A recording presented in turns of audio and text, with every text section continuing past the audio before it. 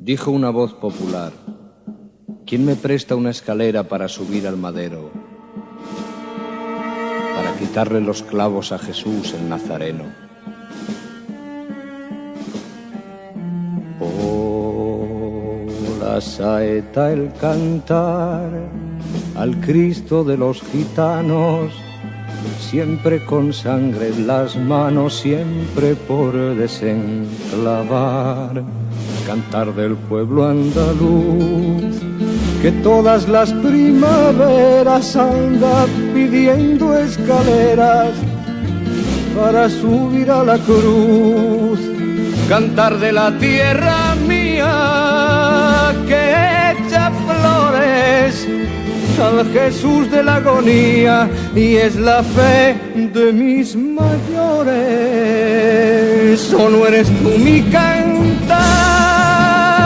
No puedo cantar ni quiero a este Jesús del madero, sino al que anduvo en la mar.